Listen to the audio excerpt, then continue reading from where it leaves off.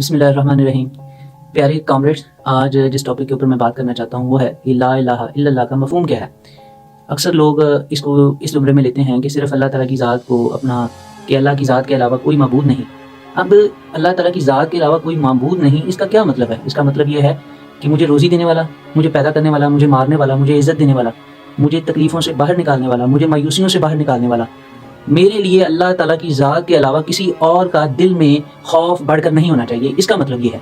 اور اگر کوئی شخص اپنے ڈائریکٹر سے یا ہیڈ آف ڈپارٹمنٹ سے یا اپنے کسی سینئر سے یا کسی افسر سے یا اپنے جو ہے کسی فوج کے اعلیٰ بندے سے یا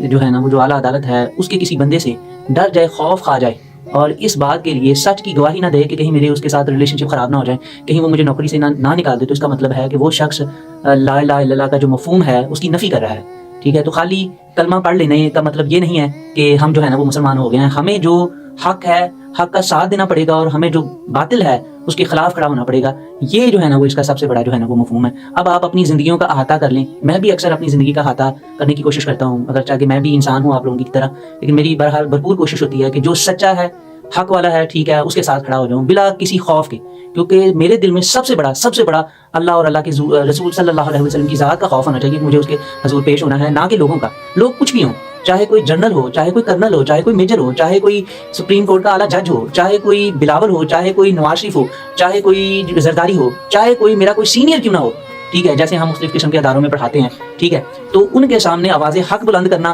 یہ جو ہے نا وہ سب سے بڑی جو ہے نا وہ نے کیا ہے۔ جیسے میں یونیورسٹی آف لاہور میں پڑھاتا تھا، تو ایک جو ہے نا وہ ہمارے محترم ڈاکٹر صاحب ہیں، انہوں نے مجھ پر ایک گھٹیا قسم کا، جھوٹا قسم کا الزام لگا دیا کہ جیسے میں ان کی پوزیشن کو ہتھیانا چاہتا ہوں۔ تو وہاں پہ چاہے وہ میرا سینئر تھا، جو بھی میری طاقت تھی، ٹھیک ہے، میں نے اپنے دل میں اللہ تعالیٰ اور اس کے رسول کا خوف رکھتے ہوئے اس کے سامنے اپنا سچ بلند کیا۔ میرے ساتھ میرے بڑے اچھے جو ہے نا وہ دوست ہیں، کافی عرصے سے ہم سارے کے سارے اکٹھے ہو گئے۔ میری ان کے ساتھ دوستی اس بات کے لیے ختم ہوگی، انہوں نے میرے حق میں گواہی دینی تھی، اور جب میں نے ان سے پوچھا کہ بھائی میرے آپ نے سچ کا بول بالا کیوں نہیں کیا، سچ کو کیوں نہیں لوگوں کے سامنے اشکار کیا، تو ان کا جواب یہ تھا کہ یار میرے ان کے اوپر جو ہے نا وہ بہت سارے احسانات ہیں۔ میرا ان سے سوال ہے، ماشاءاللہ وہ جو میرے دوست ہیں وہ بڑے ریگولرلی جو ہے نا وہ نماز ادا کرتے ہیں، مجھ سے زیادہ جو ہے نا وہ کہہ لیں کہ اللہ اور اللہ کے رسول کی ذات کے ماننے والے ہیں۔ ایسے ماننے کا کیا مطلب جب تم حق کی بات جو ہے نا وہ نہ کر سکو؟ ایسی نمازوں کا، ایسے روزوں کا، ایسے جو ہے نا وہ کہہ لیں کہ خیراتوں کا، لوگوں کی بھلائی کرنے کا کیا فائدہ جب تم حق کی بات نہ کر سکو؟ تم نے تو لا الہ الا اللہ کی جو ہے نا مفہوم کی جو ہے نا نفی کر دی ہے، تو مسلمان میرے بچے کیسے رہے؟ ٹھیک ہے، تو ذرا ہمیں اپنی زندگیوں کا جو ہے نا وہ بڑا بغور جو ہے نا وہ جائزہ لینا ہے کہ ہم کہاں پہ لا الہ الا اللہ کے مفہوم کی نفی کر رہے ہیں۔ السلام علیکم۔